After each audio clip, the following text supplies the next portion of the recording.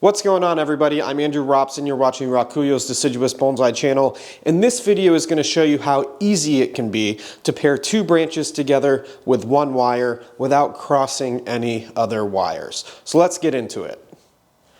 Now, one of the things I've learned over the years practicing bonsai is that a beautiful wired branch yields the most functional wired branch. And that functionally wired branch allows us to bend that branch exactly where we need it to go to make a beautiful bonsai. So if you do your wiring setup well, which is what we call wire planning, if you do that wire planning well, then you won't have to cross any wires and you'll have a more functional, more beautiful end result as that final product. So here's how I teach my students here at RAKUYO how to do basic, simple wire pairing.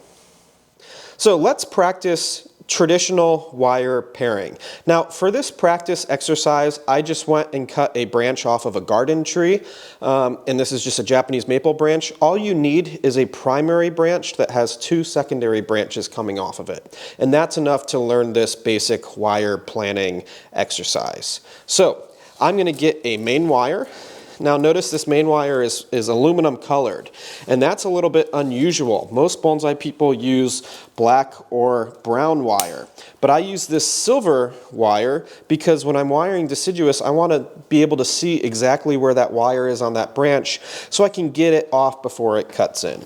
So this is just aluminum wire. Now notice I got a piece of aluminum wire that's about the same size as the branch that I'm trying to bend, and that's a good rule of thumb for bending deciduous branches is you want that aluminum wire to be about the same size as the branch. So this is what we do with our students at RAKUYO in our classes to learn basic wire planning. Now I'm just going to get this main wire anchored on here.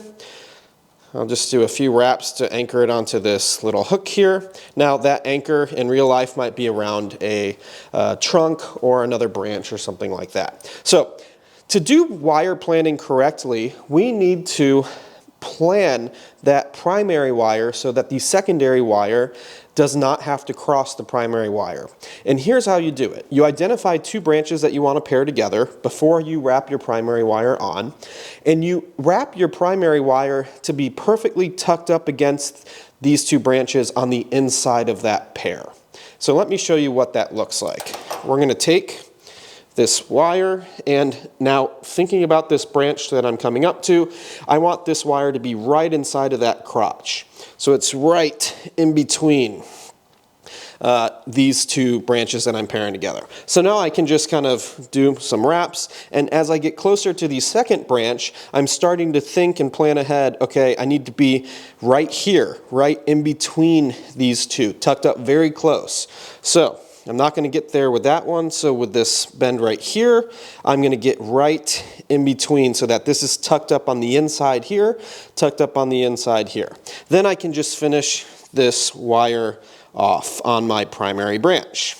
Now, let's use a different colored wire. I'm going to use a brown one for the sake of example, to pair these two branches together.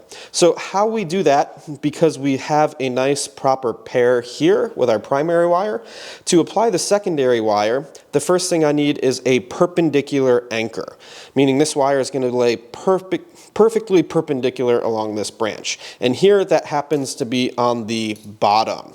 It won't happen on the top because that would cross, so we identify where it is on the bottom. It's nice and perpendicular there. Now I'm going to support it with my left hand, and I'm going to use my right hand to carry this wire along. Now this secondary wire is going to ride on top of that primary wire. So I got a couple wraps here that's going to support and anchor this to the branch. Now I'm going to grab this wire and continue it along that secondary branch. Look how beautiful that is. No crossing of wire, it just lays on here nicely. And notice the size of this secondary wire. It's the same size as this branch, which means it's going to be functional when we go to bend it. So then I'm going to come back to the secondary wire where I left off, and look at how beautiful this is. I can just wrap right on to my secondary branch without having to cross a wire. So if you do this simple wire planning well when you're wrapping your primary wires, you will never cross a branch or a wire.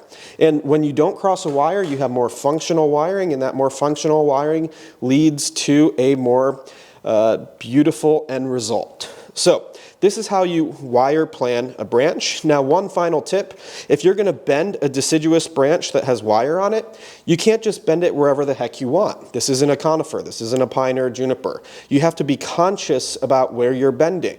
So we want the wire to support the opposite side of the bend. So I could bend this here because I have a wire supporting on this side.